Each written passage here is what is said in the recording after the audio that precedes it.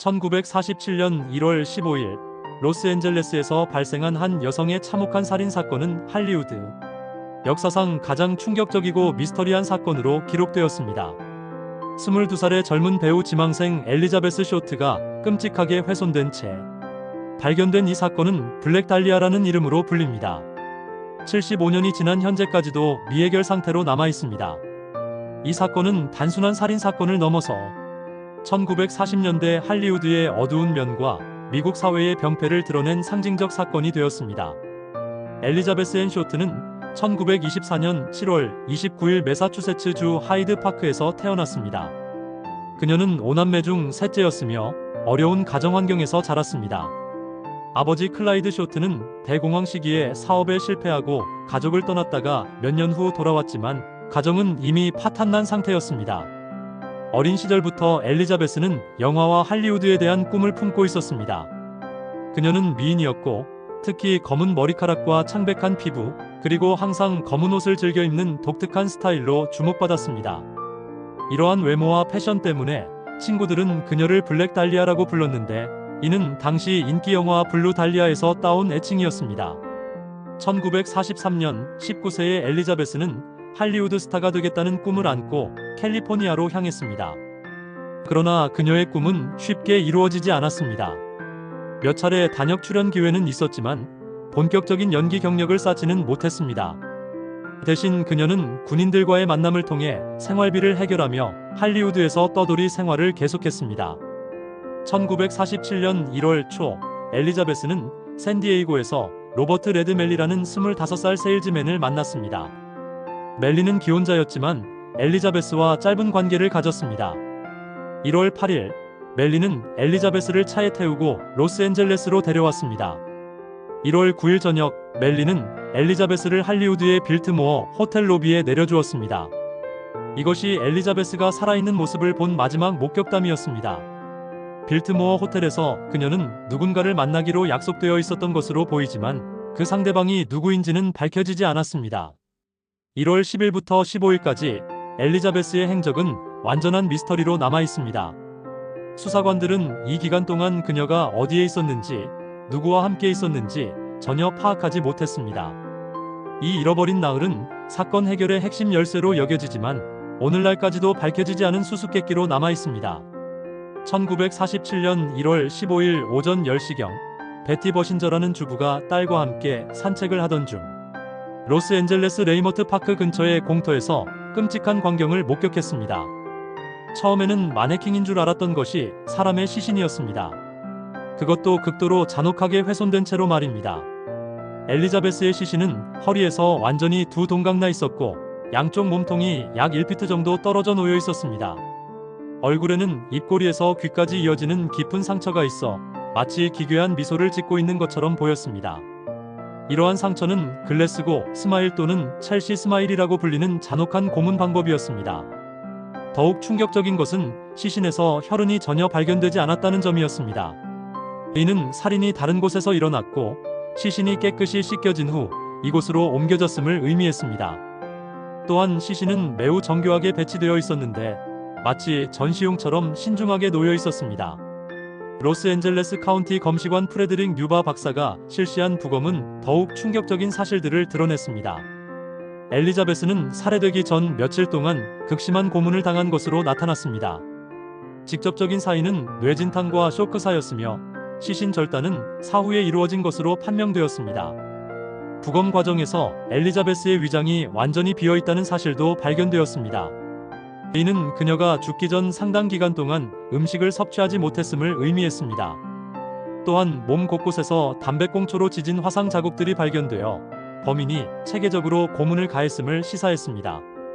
가장 기괴한 발견은 엘리자베스의 장기 일부가 제거되어 있었다는 점이었습니다. 범인은 마치 의학적 지식을 가진 것처럼 정교하게 시신을 처리했으며 이는 수사진에게 범인이 의료진이나 정육점 관련 종사자일 가능성을 시사했습니다. 로스앤젤레스 경찰국 LAPD는 즉시 대규모 수사팀을 구성했습니다.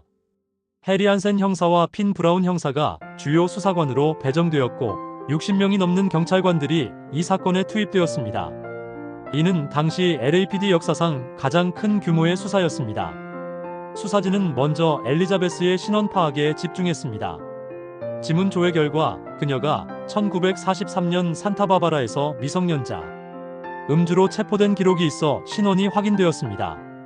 이후 수사진은 그녀의 행적을 추적하기 시작했는데 이 과정에서 엘리자베스의 복잡하고 혼란스러운 사생활이 드러났습니다. 엘리자베스는 할리우드에서 여러 남성들과 관계를 맺고 있었으며 주로 군인들과 만났습니다. 그녀는 약혼자가 있다고 주장했지만 실제로는 전쟁에서 사망한 군인의 사진을 들고 다니며 거짓말을 하고 있었습니다. 이러한 복잡한 인간관계는 수사를 더욱 어렵게 만들었습니다. 블랙 달리아 사건은 언론의 엄청난 관심을 끌었습니다. 특히 로스앤젤레스의 주요 신문들인 LA 타임스, LA 익스프레스, LA 헤럴드 익스프레스는 연일 대서특필로 사건을 보도했습니다. 블랙 달리아라는 별명도 실제로는 언론에서 만들어낸 것이었습니다.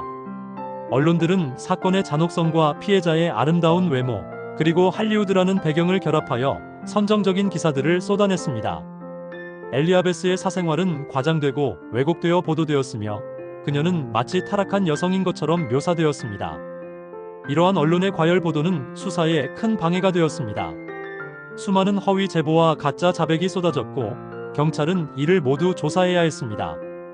또한 언론의 관심으로 인해 증거가 오염되고 목격자들의 증언이 왜곡되는 문제도 발생했습니다. 수사 과정에서 수십 명의 용의자들이 부상했지만 결정적인 증거를 가진 사람은 없었습니다. 가장 초기에 주목받은 용의자는 로버트 레드 멜리였습니다. 그는 엘리자베스를 마지막으로 본 사람이었기 때문에 집중적인 조사를 받았습니다. 하지만 거짓말 탐지기 검사를 통과했고 명확한 알리바이가 있어 용의선상에서 제외되었습니다.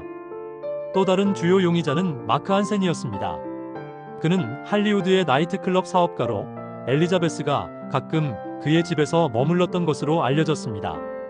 한센은 젊은 여성들에게 숙식을 제공하는 대가로 부적절한 관계를 요구한다는 소문이 있었습니다. 하지만 그에 대한 직접적인 증거는 발견되지 않았습니다. 1947년 1월 말 잭 앤더슨 윌슨이라는 남성이 경찰서에 나타나 자신이 범인이라고 자백했습니다. 하지만 그의 자백은 일관성이 없었고 정신적 문제가 있는 것으로 판명되어 제외되었습니다. 이후에도 50명이 넘는 사람들이 자신이 범인이라고 자백했지만 모두 허위로 드러났습니다. 1990년대에 들어서면서 사건의 새로운 전환점이 찾아왔습니다. 전직 LAPD 형사였던 스티브 호델이 자신의 아버지 조지 호델 박사가 블랙 달리아 살인 사건의 범인일 가능성을 제기한 것입니다. 조지 호델은 당시 로스앤젤레스의 유명한 산부인과 의사였으며 할리우드 엘리트들과 교류하는 상류층 인사였습니다. 그는 의학적 지식을 가지고 있었고 시신을 정교하게 절단할 수 있는 능력이 있었습니다. 또한 그는 예술과 초현실주의에 관심이 많았는데 블랙 달리아 시신의 배치가 만 레이의 초현실주의 작품 미노토르와 유사하다는 점이 주목받았습니다. 스티브 호델은 자신의 조사 결과를 담은 책 블랙 달리아 어벤저를 2003년 출간했습니다. 그는 아버지의 집에서 발견한 사진들과 FBI 문서들을 바탕으로 조지 호델이 범인이라고 주장했습니다. 특히 조지 호델의 집에서 엘리자베스와 닮은 여성의 사진들이 발견되었다는 점이 주목받았습니다. 조지 호델 외에도 여러 다른 이론들이 제기되었습니다. 일부 연구자들은 이 사건이 조직범죄와 연관되어 있을 가능성을 제기했습니다. 1940년대 로스앤젤레스는 조직폭력배들의 활동이 활발했고 엘리자베스가 우연히 위험한 상황에 휘말렸을 가능성이 있다는 것입니다. 또 다른 이론은 연쇄살인범에 의한 범행이라는 것입니다. 블랙 달리아 사건 전후로 로스앤젤레스에서는 비슷한 방식으로 살해된 여성들이 몇 명 더 발견되었습니다. 특히 1947년 6월에 발견된 제니 프렌치의 시신은 블랙 달리아와 유사한 특징을 보였습니다. 일부 연구자들은 엘리자베스가 불법 낙태 시술을 받다가 사망했고 이를 은폐하기 위해 시신이 훼손되었을 가능성도 제기했습니다. 1940년대에는 낙태가 불법이었고 은밀하게 시술을 행하는 의사들이 있었습니다. 부검에서 엘리자베스가 출산 경험이 없다는 사실이 밝혀졌지만 낙태 시술의 흔적은 확인하기 어려웠습니다. 블랙 달리아 사건은 1940년대 할리우드의 어두운 이면을 적나라하게 드러냈습니다. 겉으로는 화려하고 꿈이 넘치는 곳으로 여겨졌던 할리우드였지만 실제로는 착취와 부패가 만연한 곳이었습니다. 스타가 되겠다는 꿈을 안고 온 수많은 젊은 여성들이 절망과 위험에 노출되어 있었습니다. 엘리자베스와 같은 배우 지망생들은 생계를 위해 종종 위험한 선택을 해야 했습니다. 정당한 일자리를 구하기 어려웠던 그들은 부유한 남성들의 후원을 받거나 의심스러운 일에 연루되기도 했습니다. 이러한 취약한 상황이 그들을 범죄의 표적으로 만들었을 가능성이 높았습니다. 또한 당시 할리우드는 조직폭력배들의 영향력 아래 있었습니다. 영화산업, 노조, 나이트클럽 등이 모두 조직범죄의 통제를 받고 있었고, 이는 부패와 폭력의 온상이 되었습니다.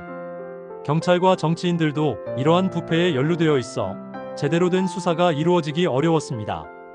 블랙 달리아 사건의 수사 과정에서는 여러 문제점들이 드러났습니다. 가장 큰 문제는 현장 보존이 제대로 이루어지지 않았다는 점이었습니다. 시신이 발견된 직후 수많은 구경꾼들과 기자들이 현장으로 몰려들었고, 이로 인해 중요한 증거들이 오염되거나 소실되었습니다. 또한 당시 과학수사 기법의 한계도 수사를 어렵게 만들었습니다. DNA 분석이나 고도의 법의학 기법이 없었던 시대였기 때문에 물적 증거만으로는 범인을 특정하기 어려웠습니다. 지문 채취도 제한적이었고 혈액형 분석 정도가 가능한 과학수사의 전부였습니다. 언론의 과도한 관심도 수사에 큰 방해가 되었습니다. 기자들은 독점 기사를 위해 증거를 은폐하거나 조작하기도 했고, 경찰 수사 정보를 빼돌리기도 했습니다. 이로 인해 수사의 기밀성이 유지되지 않았고, 범인이 수사 상황을 파악할 수 있게 되었습니다. 엘리자베스의 가족들은 사건 이후 큰 고통을 겪었습니다. 특히 그녀의 어머니 펠번은 딸의 죽음을 받아들이지 못했고, 언론의 지속적인 관심으로 인해 정상적인 생활이 불가능했습니다. 가족들은 여러 차례 이사를 다녀야 했고, 사건이 해결되지 않은 채 시간이 흐르면서 더욱 큰 좌절감을 느꼈습니다. 사건은 또한 미국 사회 전체에 큰 충격을 주었습니다. 젊고 아름다운 여성이 이토록 잔혹하게 살해되었다는 사실은 많은 사람들에게 공포감을 안겨주었습니다. 특히 할리우드를 꿈의 도시로 여기던 사람들에게는 현실의 잔혹함을 깨닫게 하는 계기가 되었습니다. 여성의 안전에 대한 사회적 관심도 높아졌습니다. 혼자 사는 젊은 여성들이 얼마나 취약한 상황에 놓여 있는지가 부각되었고, 이는 여성 보호를 위한 사회적 제도의 필요성을 제기했습니다. 블랙 달리아 사건은 수많은 소설, 영화, 다큐멘터리의 소재가 되었습니다. 가장 유명한 작품은 제임스 엘로이의 소설 더 블랙 달리아입니다. 이 소설은 1987년에 나왔으며 허구적 요소를 가미하여 사건을 재구성했습니다. 후에 브라이언 드 팔마 감독에 의해 영화화되기도 했습니다. 2006년에는 블랙 달리아라는 제목으로 영화가 제작되어 화제를 모았습니다. 조시 하트넷과 스칼릿 요한슨이 주연을 맡았지만 영화는 비평적으로나 상업적으로 큰 성공을 거두지는 못했습니다. 수많은 다큐멘터리와 TV 프로그램들도 이 사건을 다루었습니다. 언솔브드 미스터리스, 아메리카스 모스트 원티드, 콜드 케이스 파일스 등의 프로그램들이 사건을 재조명했지만 새로운 단서를 찾아내지는 못했습니다. 21세기에 들어서면서 새로운 기술을 활용한 재수사 시도들이 이루어졌습니다.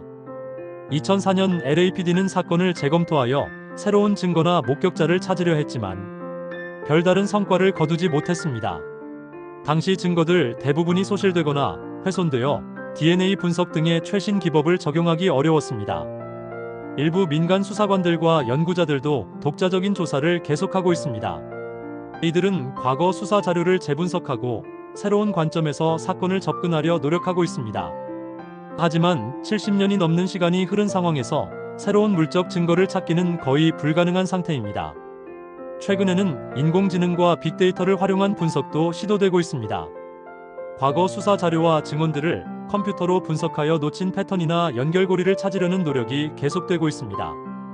블랙 달리아 사건은 여러 면에서 중요한 교훈을 남겼습니다. 첫째, 언론의 과도한 관심이 수사에 미치는 악영향을 보여주었습니다. 이후 경찰은 민감한 사건에서 언론 통제의 중요성을 인식하게 되었습니다. 둘째, 과학 수사의 중요성이 부각되었습니다. 이 사건의 실패는 체계적이고 과학적인 수사 기법의 필요성을 보여주었고, 이후 법의학과 과학 수사 분야의 발전에 영향을 미쳤습니다. 셋째, 여성의 안전과 보호에 대한 사회적 관심이 높아졌습니다. 특히 경제적으로 취약한 젊은 여성들이 처한 위험한 상황에 대한 인식이 개선되었습니다. 75년이 지난 현재 블랙 달리아 사건은 여전히 미해결 상태로 남아 있습니다. 수많은 이론과 가설들이 제기되었지만 어느 것도 결정적인 증거를 제시하지 못했습니다. 조지 호델 박사를 비롯한 여러 용의자들이 거론되었지만 법적으로 유죄를 입증할 만한 증거는 없었습니다. 이제 사건과 직접 관련된 사람들 대부분이 세상을 떠났고 새로운 증언이나 증거가 나올 가능성은 매우 희박합니다. 하지만 이 사건에 대한 대중의 관심은 여전히 높으며 새로운 세대의 연구자들이 계속해서 사건의 진실을 밝히려 노력하고 있습니다. 블랙 달리아 사건이 이토록 오랫동안 사람들의 관심을 끄는 이유는 단순히 미해결 사건이라는 점 때문만은 아닙니다. 이 사건은 1940년대 미국 사회의 모순과 할리우드의 이면, 그리고 인간의 어두운 욕망을 상징적으로 보여주기 때문입니다. 엘리자베스 쇼트는 아메리칸 드림을 쫓다가 비극적인 죽음을 맞은 수많은 젊은이들의 상징이 되었습니다. 그녀의 죽음은 화려한 겉모습 뒤에 숨겨진 사회의 어두운 면을 드러내는 거울 역할을 하고 있습니다. 1947년 1월 15일 로스앤젤레스에서 발견된 엘리자베스 쇼트의 시신은 단순한 살인 사건의 증거가 아니라 미국 사회와 인간 본성에 대한 깊은 질문을 던지는 상징이 되었습니다. 블랙 달리아 사건은 영원히 풀리지 않을 미스터리로 남을 수도 있지만 그것이 우리에게 던지는 메시지는 여전히 유효하며 중요한 의미를 갖고 있습니다. 제공된 정보의 활용에 대한 모든 책임은 전적으로 사용자 본인에게 있습니다.